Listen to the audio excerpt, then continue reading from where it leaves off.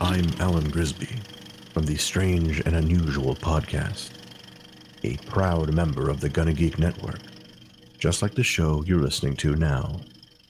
The opinions expressed are those of each individual host.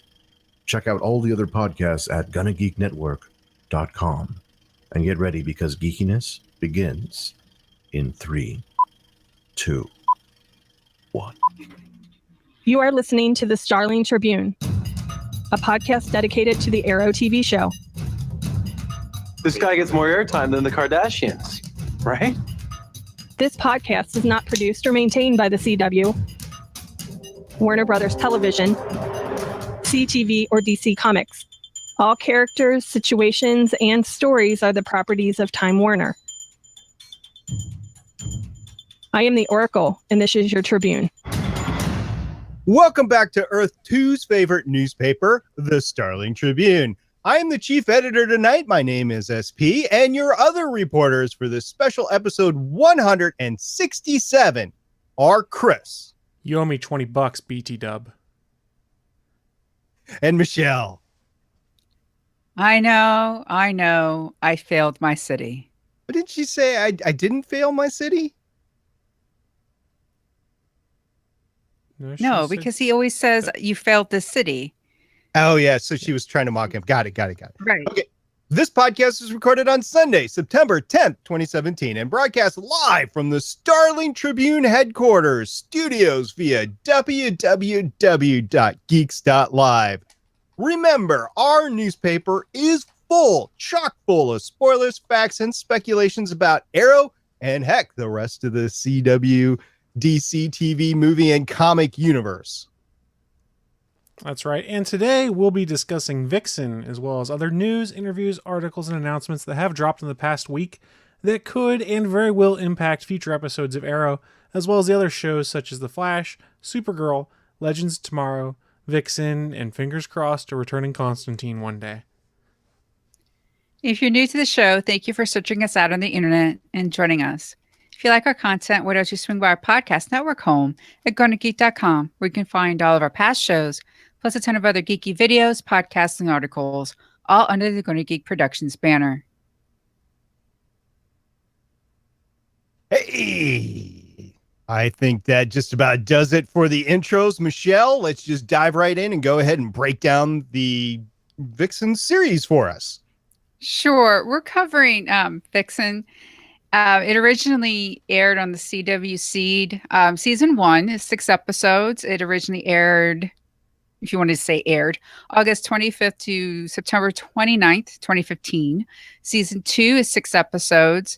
Aired October 13th through November 18th, 2016. The movie was originally released digitally on May 8th, 2017, and on Blu-ray and DVD May 23rd, 2017. We're talking about the CW aired version, which was Wednesday, August 30th, 2017. Directors, James Tucker, also has done 4 Legion of Superheroes, 5 Static Shock, and 5 Batman Beyond. And Kirk Gata. Kirk actually has the credit for the movie part of it. Also has done 8 Beware the Batman and 10 Batman Beyond. Writers, Lauren Serto has also done 3 episodes of The Flash.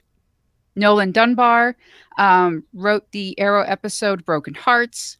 Brian Ford Sullivan has written 11 Arrows. Wendy Miracle, she does this little thing called Showrunner on Arrow. I think we know her.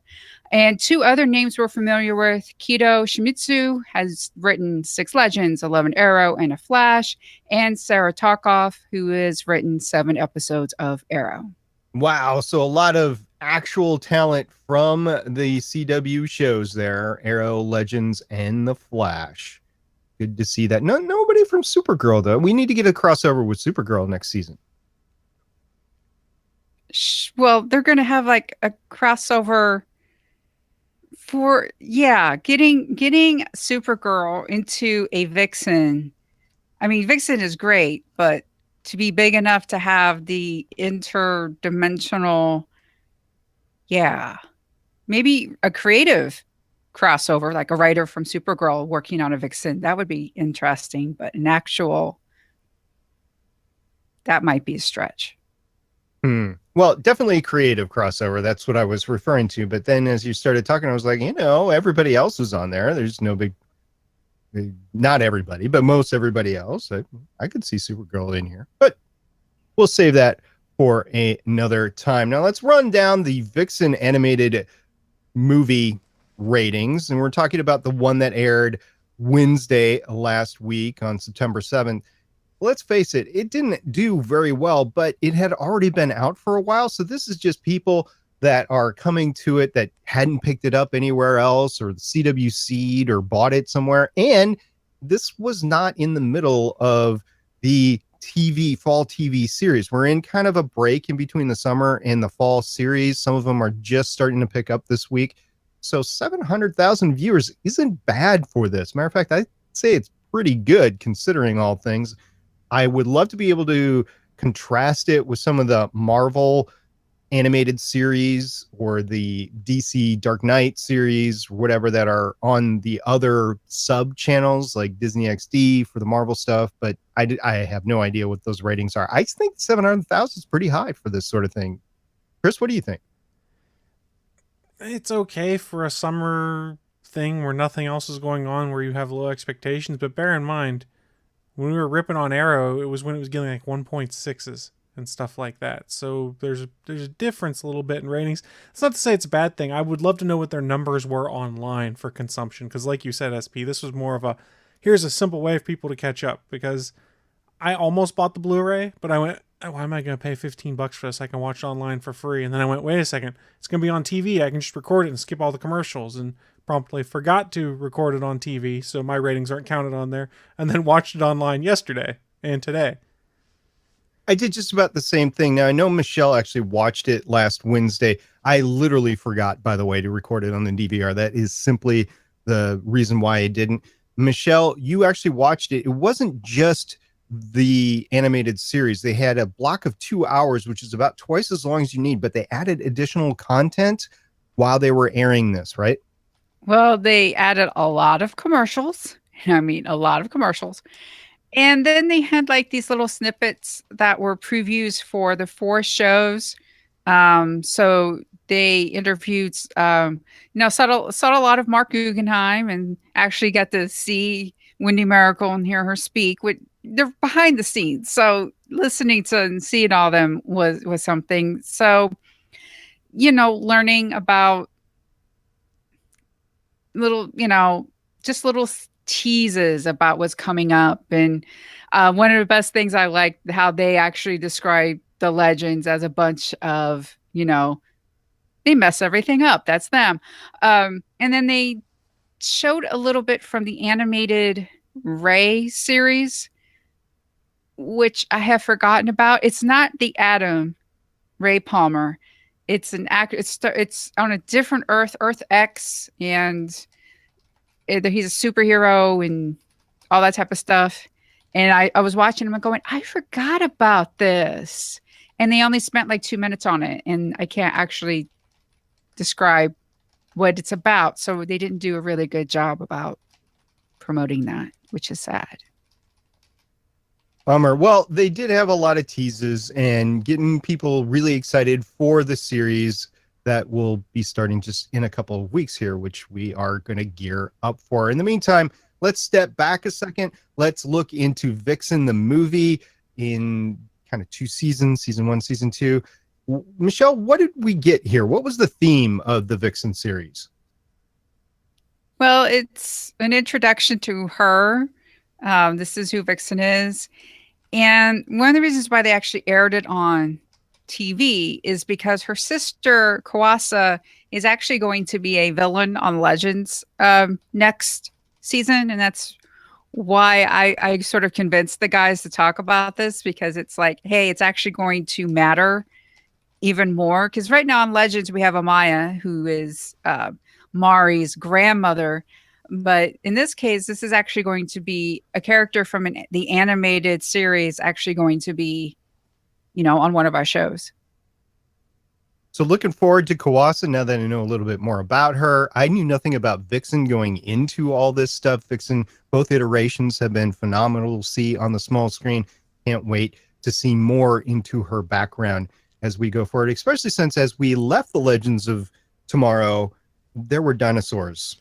Yeah, everything's all borked up at that point. Yeah.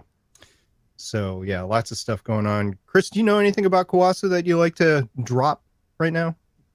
Everything I know about her, I learned about while watching Vixen. So, no, I don't really have anything extra to add. Okay, fair enough. But you are our fight expert here on Starling Tribune, and there were several fights that occurred during this series. There were, and of course we open with the big guns. We've got Flash and Arrow versus Vixen to start things out. And I have to make sure I call him Arrow because he is not yet the Green Arrow at this point in time. He's still wearing the old costume with the whole sleeves and the hood.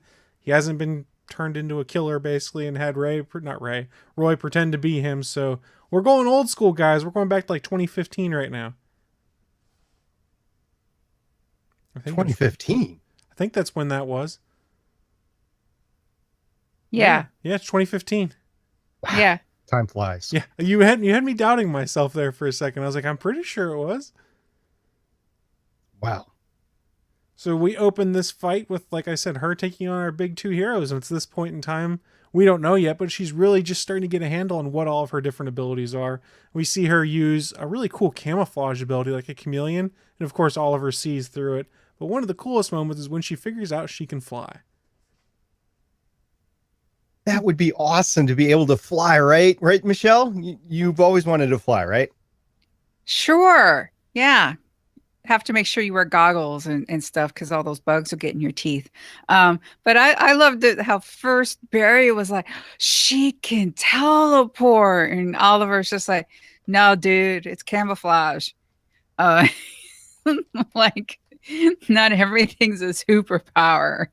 This brings up a great point about her powers or her necklace, whatever you want to call it, because unlike the TV show, she can go back and forth between animal avatars just like that, like not without touching the necklace or anything. And then in the TV series, it's a little bit more strained. Like you have to stop and reset. You can't do it on the fly, which they're able to do here because it's animated and they don't have to worry about the CGI during the live action series. So it's a little bit more fluid. And I'm wondering if you guys know, is this how our powers are supposed to work, or is it supposed to work more like we see in the Legends of Tomorrow series? It's very similar to how they did it in Justice League Unlimited with Vixen's powers there, where she could very much just change them on a dime. Only there, I don't think they did like the weird energy effect where you saw a ghosting effect of the animal. It was like a animal sound you'd get and then something else I can't remember. But it's been presented this way before in animated context, so I was cool with it.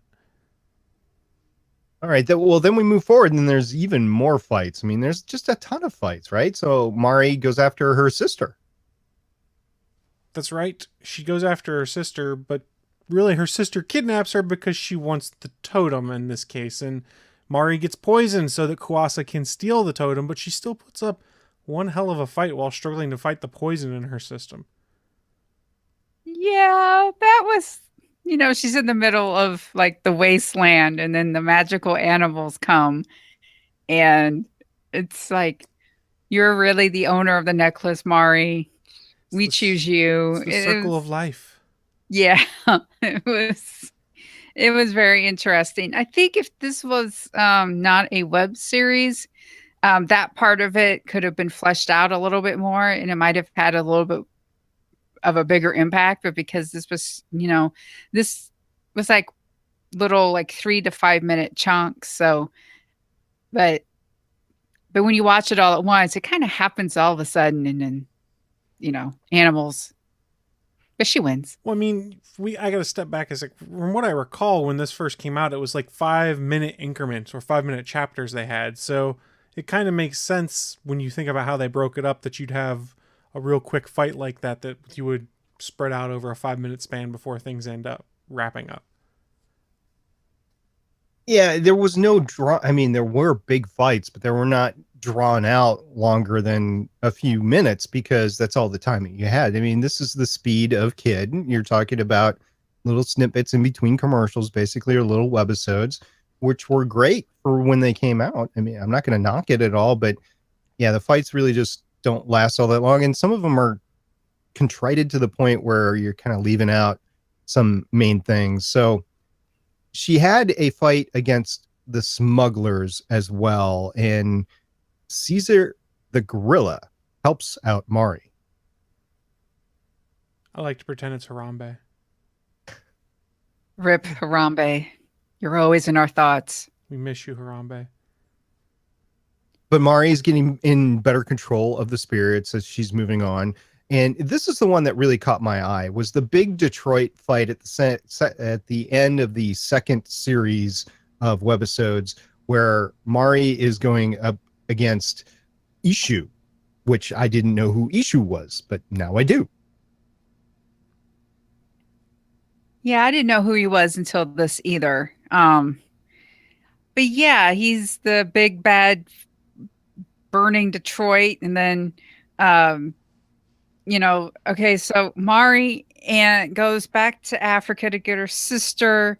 Apparently, they have a magical transporting ring because they come back in enough time to come steal the water totem.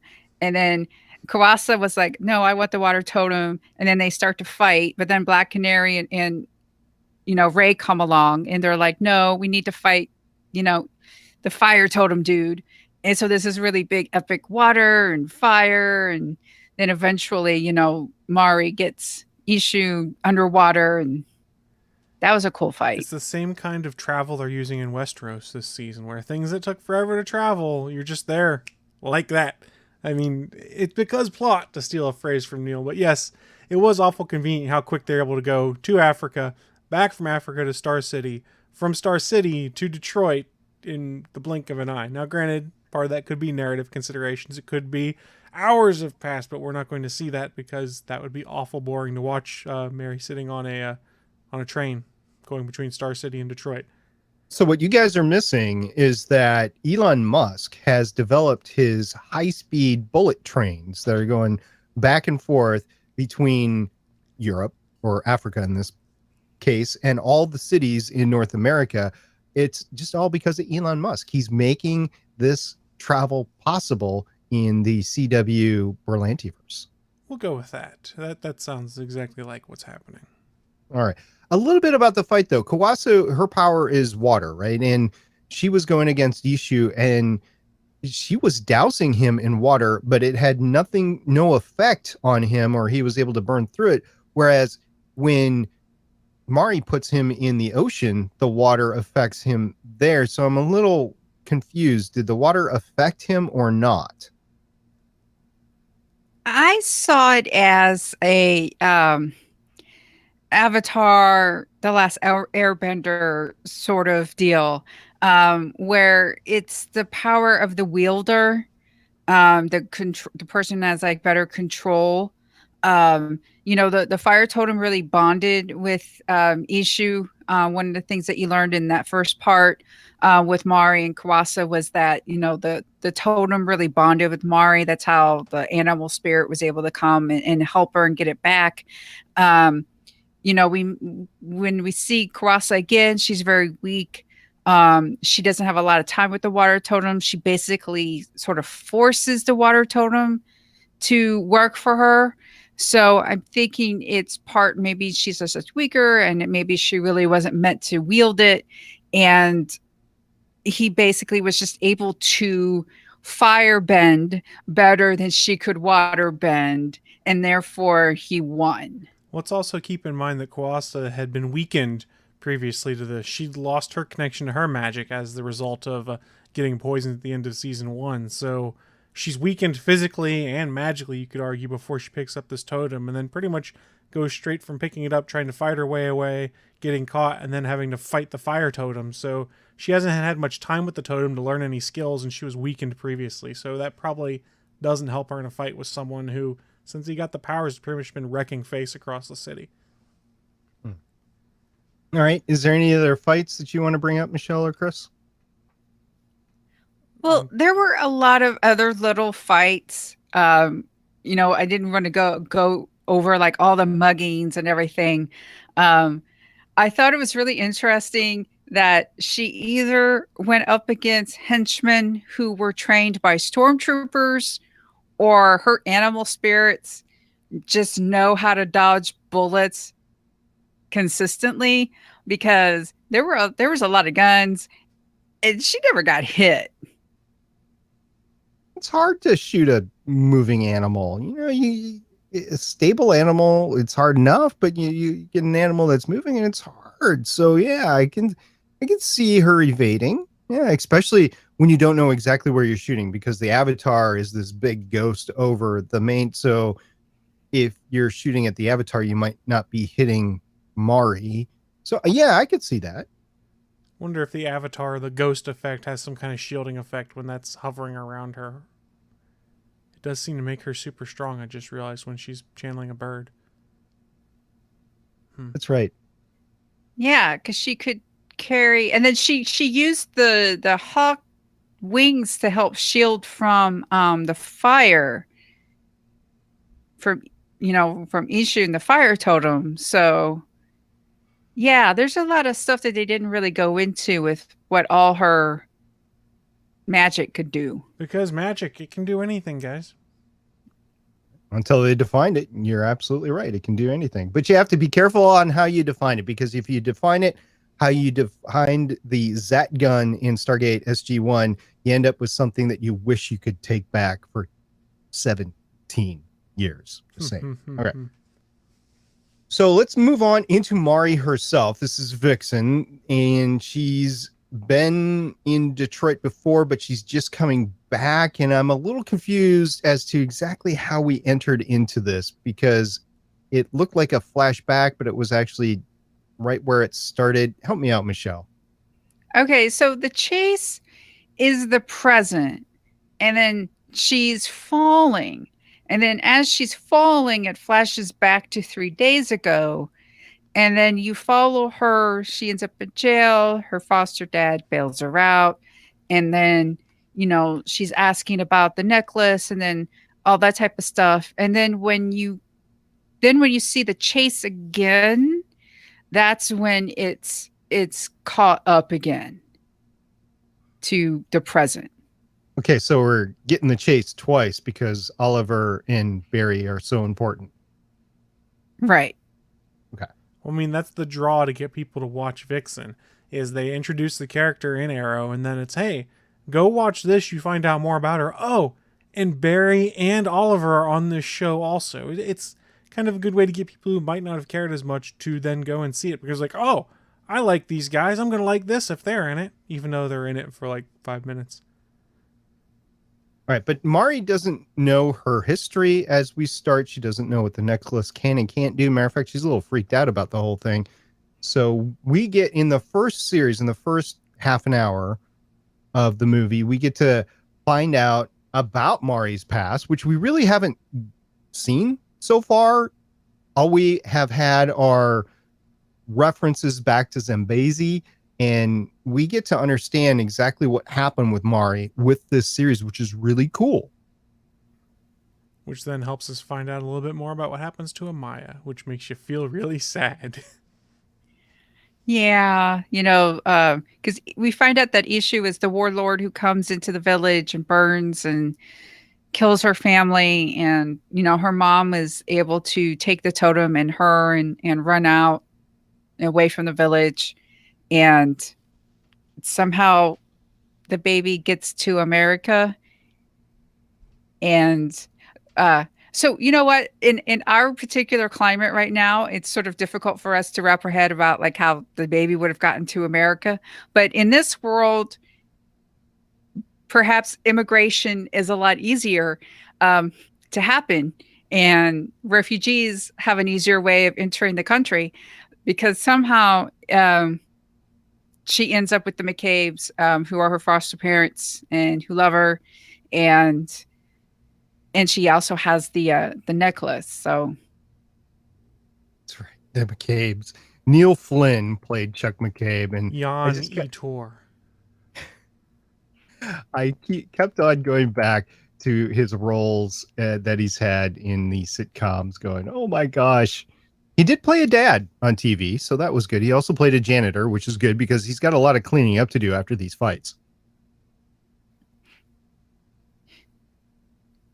Jan Etor.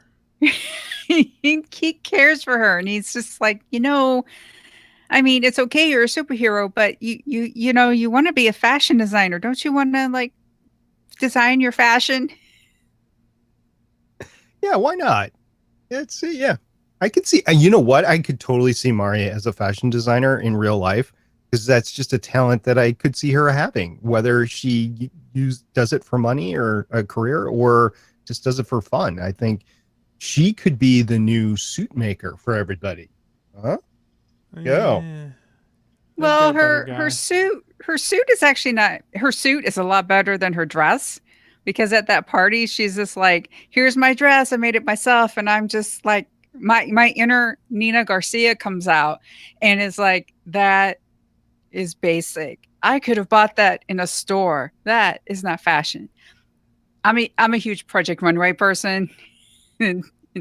So it's like, no, because what got me is that there's this character behind her who's wearing this red dress, this woman, and it has this really cool like neckline with like the upper cowl or something like that. It was like, that dress was interesting. You're just in this strapless tube purple thing. That's basic. Interesting. So I did see some of the behind the scenes little scene things, little clips, little webisodes, whatever you want to call them, on the CWC, and one of which was going into the actual animation of the characters in the Vixen series. And one of the things that they talked about was the fact that they could not replicate the costumes perfectly because some of the textures just don't come out very well on animation. But they thought in the end what they did is mimic the costumes as best they could with the capabilities that they had with the animation. This is not lifelike animation. This is little kids animation that's computer generated nowadays. And once you get the model of the individual done, then you just run with it. And unfortunately, they just aren't able to model every single texture out there. So Oliver looks a little lighter on top, and the Flash, for instance, he doesn't have the intricate chest area that he does in his normal costume. I mean, it's all good. They look like the Flash, they look like the Green Arrow, but it's just slightly different from what you're normally used to seeing on the CW. Oh yeah, I thought they did really well with the costume and everything. Like, I'm not complaining about like their appearances or anything. The costumes it's just that, I was gonna say, the costumes we saw on the animated screen looked pretty damn close to what we saw on the actual screen. I would agree. They were just saying that they are different, and here's why. So there you go. So Mari has a sister. We get introduced to her, and she reminds me of, and I'm going to cross the streams a little bit here, Nebula over on the Marvel Cinematic Universe, where she's kind of like, I don't know, chaotic neutral at best. And there's some good parts to her and some bad parts. And unfortunately, in the animated series, she is no longer, because she was evaporated by Ishu. So I'm curious as to, well, I guess time travel is how they're going to bring her back, but it will be interesting to see if they coincide what happened in this series with where her character is. Well, I think what's interesting is that this is not quite canon now. I mean, can't, because in this Cisco is the one that names her because she's hot. He names her Vixen because she's hot. So it's like, so now it's like, where does that name come from? Like, we have Amaya, and we kind of call her Vixen and such. And I think Like, does Ray die in this? It's like it, like, does Shao also kill Ray? I mean, I know he takes them out, but I don't think I he think kills what it is. Ray. I think he just like force pushes him back.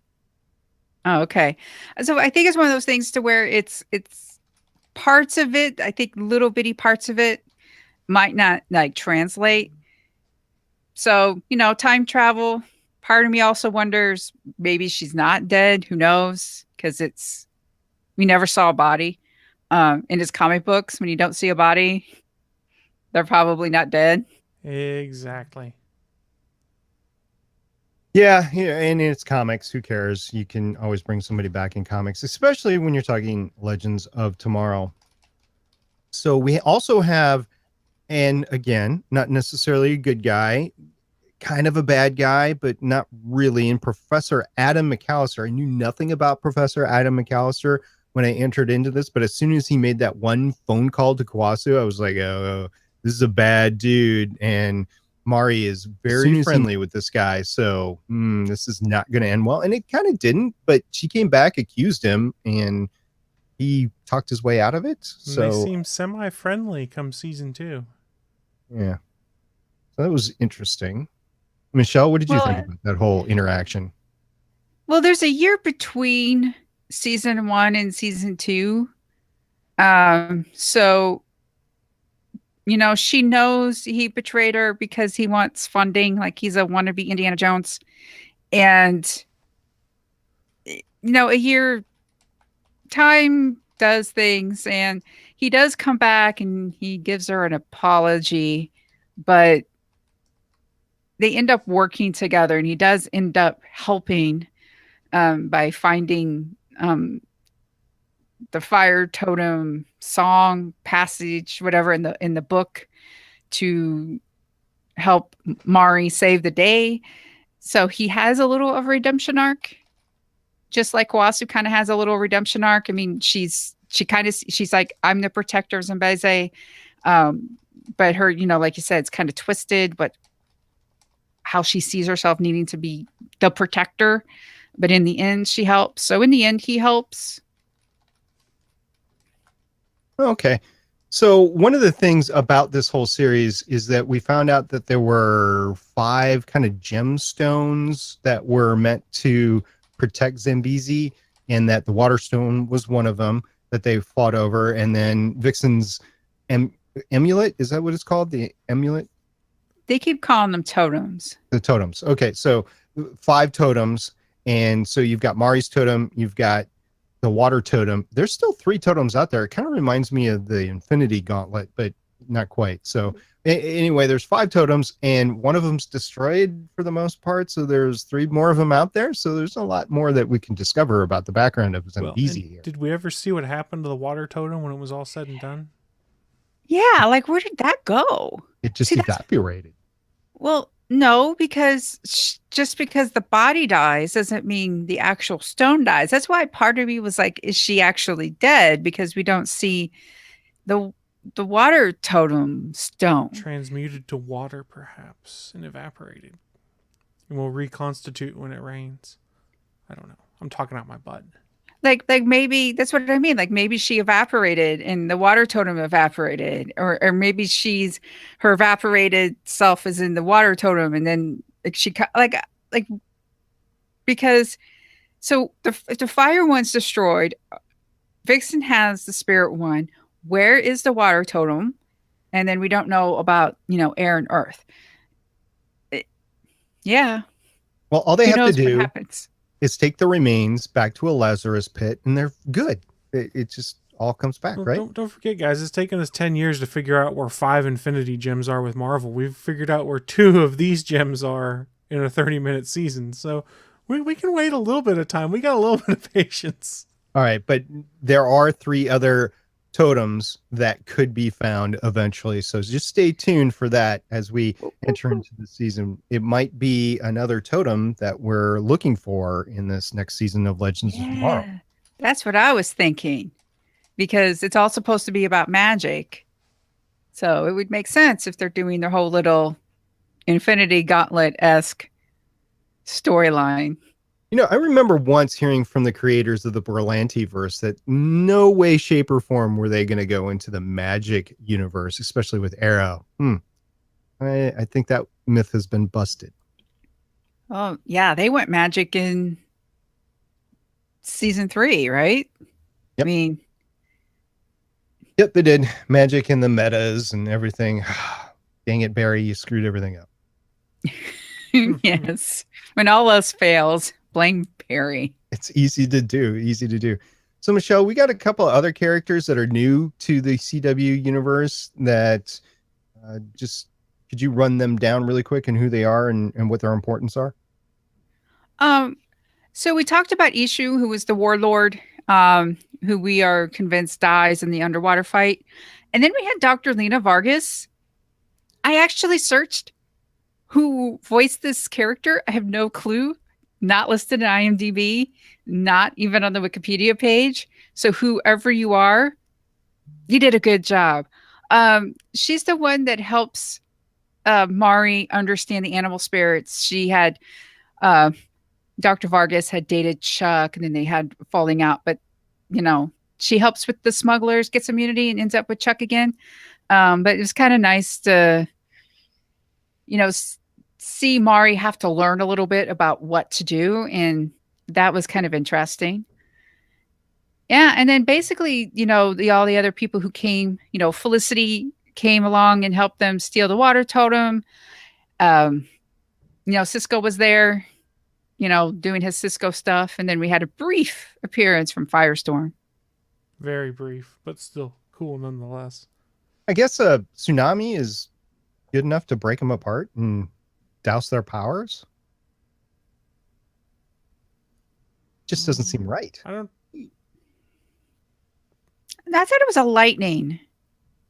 Yeah, that's what I thought too. Could be. I seem to remember them getting caught up in the tsunami at some point in time. I was like, yeah, I don't. That causes them to break up. Oh well. But yeah, we do get a lot of main players from the rest of the Berlanti verse. Is that what we're calling it now, by the way? Somebody corrected me the other day. I just want to make sure on this podcast, are we calling it the Berlanti verse or the Flare-verse? What are we calling it now? Either or. I call it Berlanti verse. It's kind of interchangeable. I've used both, I think. Okay. Well, I'm going to stick with Berlanti verse because that would include like Supergirl, who's not technically part of Flare-verse, so that will include it all. So I'm just going to use Berlanti verse. So, okay, so we got a lot of the main characters from the Berlanti verse in here, which was awesome to see that much collusion within here. And just the fact that Vixen gets text messages from Cisco all the time saying, "Ooh, 911, here you go." And that she's magically able to get there pretty fast using her totem. I guess it's Elon Musk again, helping out. So that's pretty cool to have a superhero distribution system that can get people all over the country in a blink of an eye. That is awesome. Way to go, Elon. You not only bring people to Mars, but you bring people closer together faster here on Earth. Yeah, it was nice seeing, the cameos. But my favorite has to be the moment between Oliver and Barry. Barry mentions Cisco, but then he's like, well, if there was somebody affiliated in my life named Cisco, but there is no Cisco. And then Oliver's like, God, were you and Felicity separated at birth? And then he's like, well, I hope not, because that means that kiss was awkward. And he's like, what, kiss? That was funny.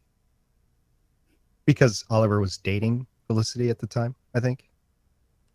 This could have been during the Will They Won't They era. It's all blurring together.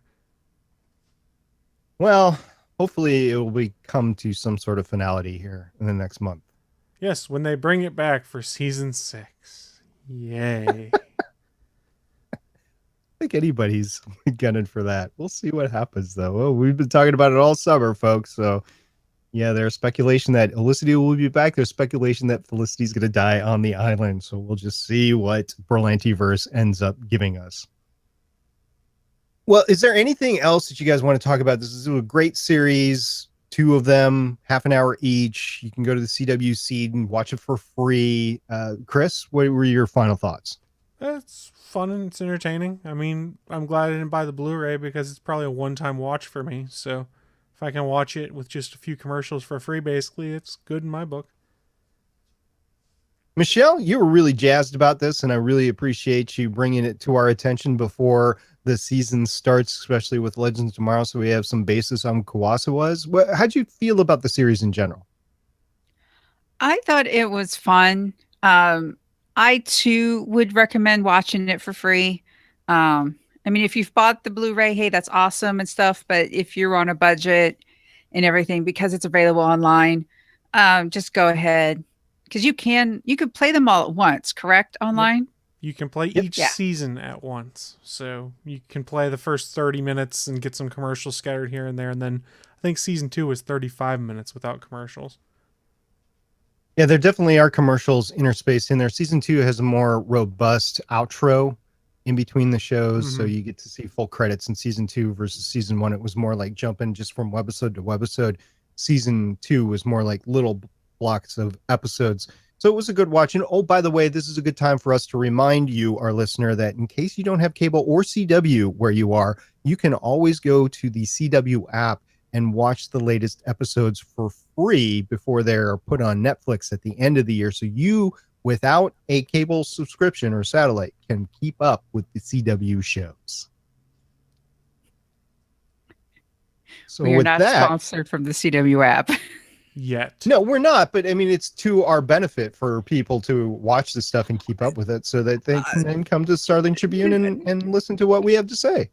No, here's the thing, SP. That what you did was so good and so professional that I want to make sure listeners realize that we are not sponsored by the CW app. Now, makers of the CW app, if you would love to sponsor us, then go right ahead.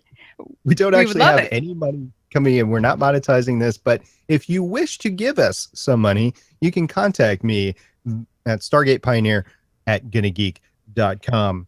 So, Michelle, what do we got coming up next time? What do we have coming up next time?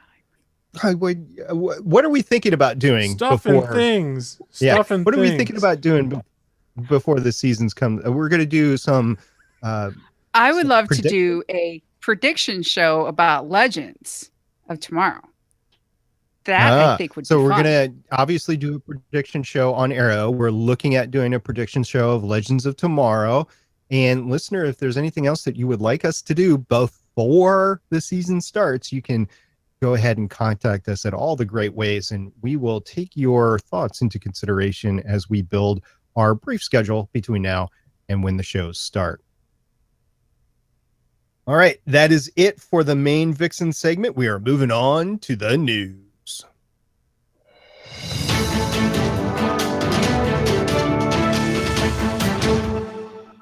Coming to you live from the Starling Tribune main newsroom in Starling City in Earth 2. Chris, you have a wonderful story about Deathstroke. That's right. That's my shtick on this show, is I like to cover the Deathstroke news because he's my favorite character on the show. Well, Arrow Season 6 is going to feature a 2-episode arc featuring Deathstroke. We found this out from CBR.com. Arrow executive producer and co-showrunner, Mark Guggenheim revealed that the first half of Season 6 will include a Slade Wilson-centric story, a 2-part episode heavily featuring into the high-profile DC Comics antagonist, complete with flashbacks told from Deathstroke's perspective. We're doing a cool 2-parter where the flashbacks will be from Slade's perspective, Guggenheim told Collider, revealing that they will be the 5th and 6th installments of the upcoming seasons. In his own words, it's very much a Slade-Oliver two-hander. Now, do we know for sure where the crossover is going to be in the fall? Is that episode 7? I don't think we know yet. Yeah, I'm thinking it's episode 7 because usually we get about 8 episodes before the Christmas break here, holiday break, whatever you want to call it, in the fall of the show. So I don't think they would do the crossover as the mid-season finale. So these are right before or during the crossover. That's interesting. So we're going to have, I'm guessing it's right before. So episodes 5 through 8 are just going to be great. It's going to be a good 4-episode arc. So look forward to that later on this year. And Chris, you're just stoked about seeing the Deathstroke, aren't you? Very much so. All right. Another aspect to this is Slade Wilson's son, and we just so happen to have a news segment on that, right, Michelle? Yes, Entertainment Weekly exclusively revealed that Lucifer alum Liam Hall has been tapped to play the son of Manu Bennett's reformed villain, who will appear in the two-part Slade Wilson adventure. Joe Wilson has followed in his father's footsteps by joining the secret Australian military agency ASIS. So if I try to pronounce that as a word, we might have to bleep it. After years of brutal combat, Joe now finds himself in a remote Kensnian prison under the alias Kane Wolfman, fighting for his life. Wolfman Jack. I wonder if he's a radio DJ in his spare time. I see what you did there. So I don't have any of the history behind it. I did get into the Deathstroke comic just a little bit earlier last year, but I kind of had to put it aside for a little bit. Is this out of the comics, or is this something that they've created for the show? My guess is that Joe Wilson's a take on Jericho, who they called Joey in the Titans books, but I'm not 100% sure on that. So they're skirting around canon in the comics, I think. Okay. That would be par for the course, actually. So that's all good. Another great news story that we have coming your way is we have waited for this for quite some time. Colton Hayes finally teased an Arrow Season 6 return. That's right. So if you aren't familiar, Colton Hayes is fairly active on Twitter right now. He likes to respond back to fans and the like. And he did portray Roy Harper in the series Arrow, like we like to talk about. Well, a fan was on Twitter kind of lamenting the fact that Roy hasn't been on the series. It's been since season 3, I think, that we last saw him. Well, Colton then confirmed, replying back to the fan, that, quote, Roy is coming back very soon. We don't know for how many episodes, for how long it'll be, or how much he'll be there, but I, for one, am super excited to see him come back. Because remember, Stephen Amell has said in interviews, he goes, I'll consider it a failure if we don't have Colton Haynes return as Roy at least one more time before this series wraps. So not a failure now.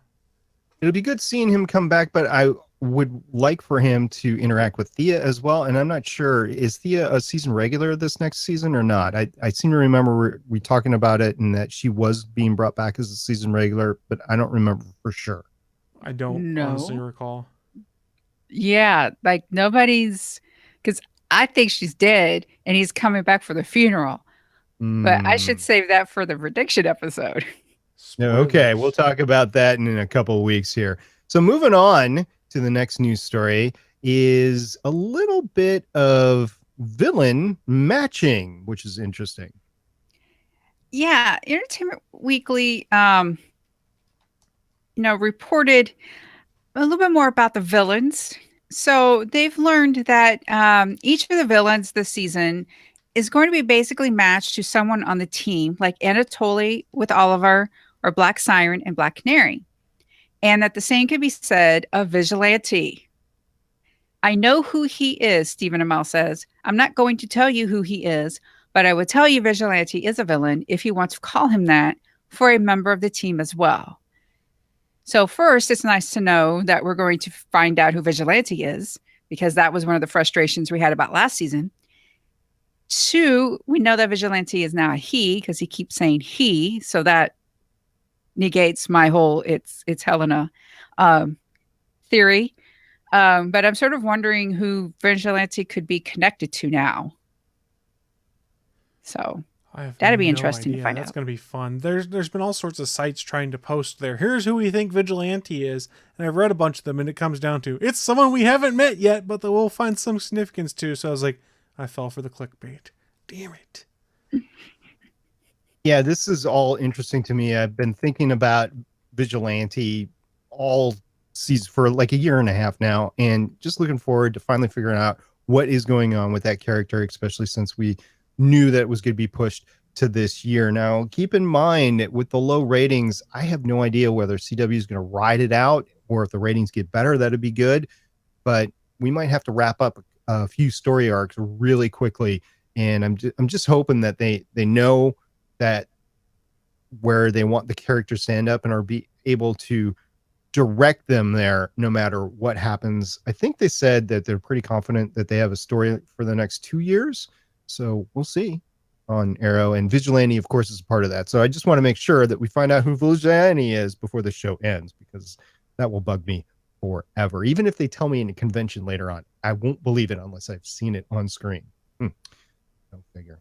So moving on into general DC news, we do have an addition in Legends of Tomorrow for Damien Dark's daughter. Right. So we talked about either last episode or the episode before, whatever happened to Damien's daughter at the end of that season of Arrow? She's just kind of there and then we don't know anything. Well, now we do. Dexter and Parenthood alum Courtney Ford has been booked in a recurring role as the daughter of Damien Dark, Entertainment Weekly was able to learn.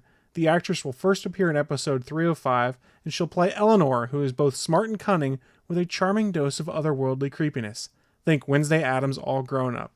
Her innocent looks can be disarming, but it's all an act. The woman is dangerous with an uncanny ability to manipulate others and to tell other people exactly what they want to hear. She's highly intelligent and is always several moves ahead. Her unique dark talents all stem from the fact that she is Damien Dark's daughter. And further on in that article, they also talk about the fact that Ray finds himself strangely attracted to her. So this could be interesting. Comedy alone. I know anything from Damien Dark at this point in time is going to be interesting. Although I did say that I'm a bit done with Damien at this point in time. We love Neil McDonough. We really do on the show. I do as well. Liked him ever since his first appearance on Band of Brothers. Thought he was a phenomenal actor. And I just don't know if it's working anymore in the context of the DC universe. So I think we need to move on with the villains there as we go forward with what happens with the time stream. That's just my 2 cents there. I don't know, Michelle, do you have any countering opinions?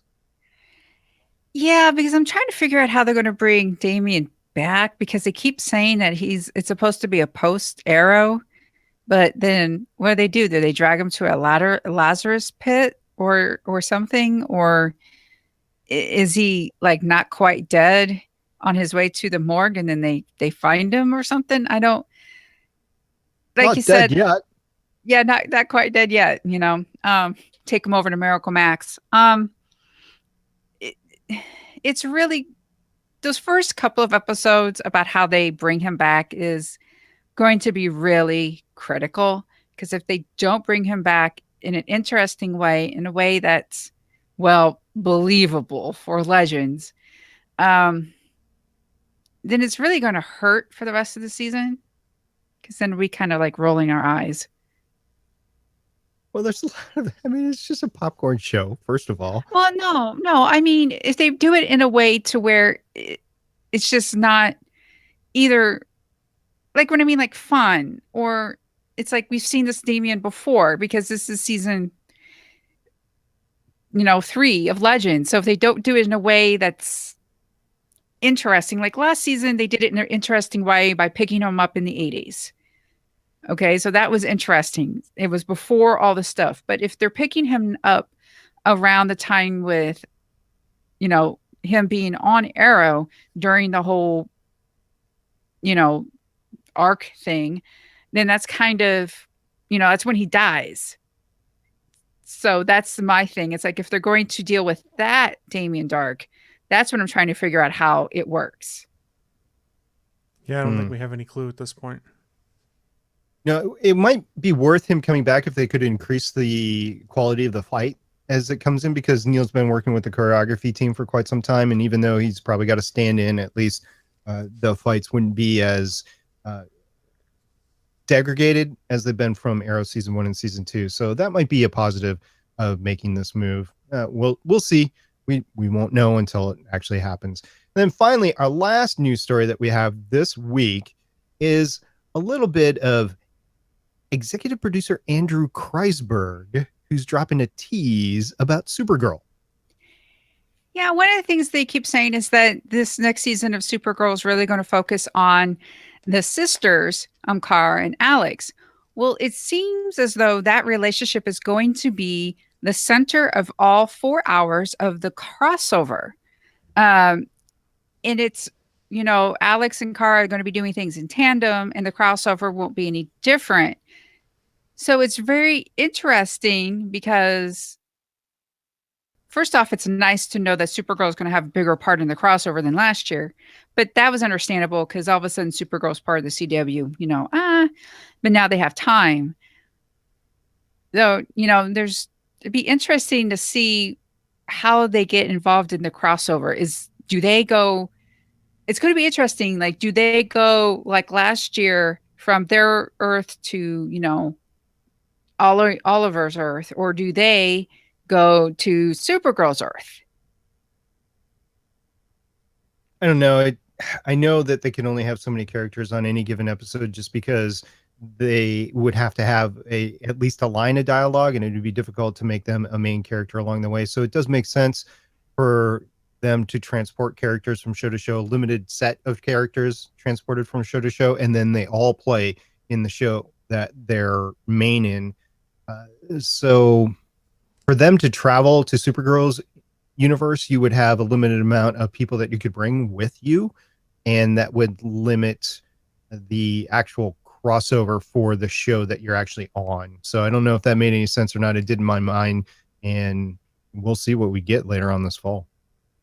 Yeah, unless Cisco can figure out a way to do the interdimensional time hoppy thing with the Wave Rider. Oh, That'd be yeah. cool.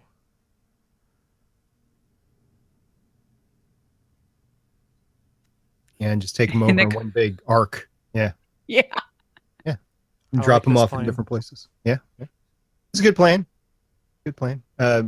Ladies and gentlemen, send your royalty checks for the story idea, care of Stargate Pioneer at GonnaGeek.com. Actually, there was a court case, and they ruled that nobody owes you money if you share an idea over Twitter. So I'm thinking if you share an idea on a podcast, Copyright Starling Tribune 2017. Okay. Okay. Twitter isn't copyrighted. This podcast is in fact copyrighted. So there's our solution there. Oh, I see. Thank you, SP. You bet. It's in the ID3 tags of every episode. So talking about every episode, there's a lot of episodes on the Gonna Geek network, which we are part of. And Chris, why don't you tell us about one of the great other episodes that are also ID3 tagged on the Gonna Geek network? So like SP mentioned, there are a lot of shows on the Gonna Geek network, and each week we try to highlight one specific show, kind of give you a taste, and be like, hey, you might want to check out this show. It's a lot of fun. And this week, we're talking about episode 37 of the Digital Soup podcast, entitled Frankenstein. In this episode, filled with tangents and wide-ranging topics from Crash Plan and Black Blaze backup news to more games taking advantage of mobile AR tech, including The Walking Dead and Star Wars. Plus, usually Dave spills the beans on the No Peak 365 photography challenge he is taking part in, and what the heck is all this about buttfumes.com talk?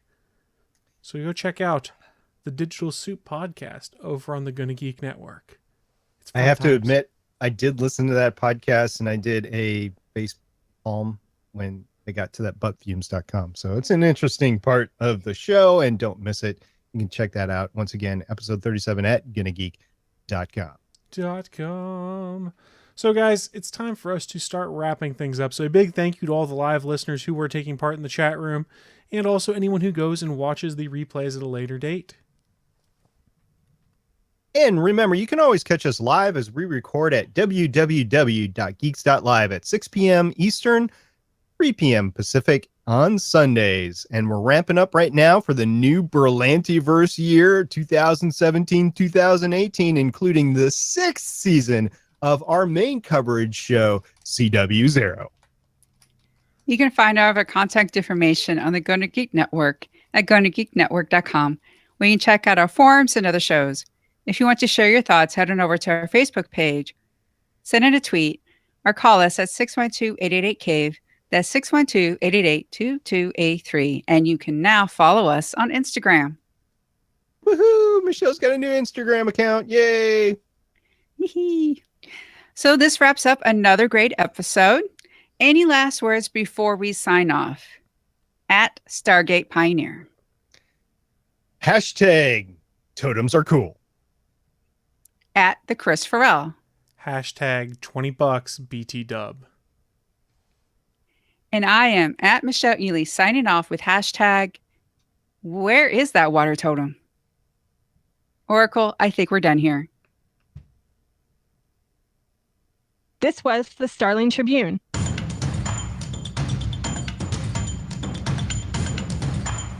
You can leave us feedback at gonnageek.com or check out our archive at starlingtribune.com. Visit gonnageek.com for more podcasts. Music by Kevin MacLeod can be found at incompetech.com. This podcast is not produced or maintained by the CW, Warner Brothers Television, CTV, or DC Comics. All characters, by the stories, and situations are the property of Time Warner. No infringement is intended. We will see you for the next episode of CW's Arrow.